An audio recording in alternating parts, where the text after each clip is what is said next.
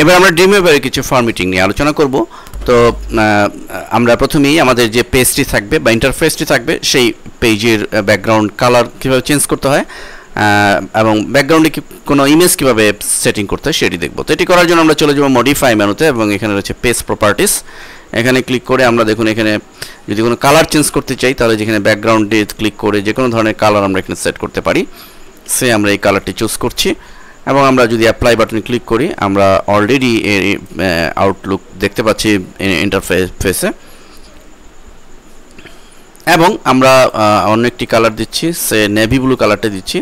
Apply বাটনে click করছি, দেখুন এখন নেভি ব্লু কালার দেওয়াতে আমাদের টেক্সট কিন্তু যদি এরকম ব্ল্যাক থাকতো তাহলে কিন্তু বোঝা যেত না, সেক্ষেত্রে আমরা টেক্সট কালারটি চেঞ্জ করতে পারতাম এটির মাধ্যমে। টেক্সট কালার এখানে ক্লিক করে আমরা হোয়াইট দিয়ে দিলে আমরা অ্যাপ্লাই বাটনে ক্লিক করছি।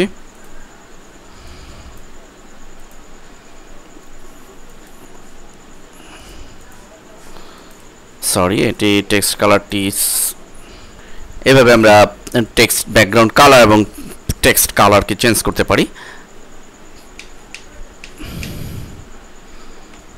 এবার আমরা ব্যাকগ্রাউন্ডে যদি কোনো ইমেজ সেট করতে চাই অর্থাৎ পিকচার সেট করতে চাই তাহলে আমরা একইভাবে পেজ প্রপার্টিসে চলে যাব এবং এখানে দেখুন ব্যাকগ্রাউন্ড ইমেজ এর ব্রাউজ বাটনে ক্লিক করব এবং এখান থেকে আমাদের সিলেক্ট করে দিতে হবে কোন ইমেজটি চাই।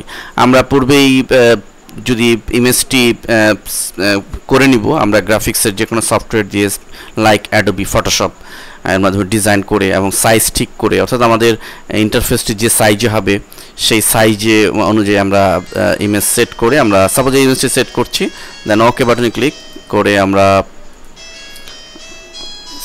সেভ। ওকে, দেখুন অলরেডি আমরা দেখতে পাচ্ছি একটি ইমেজ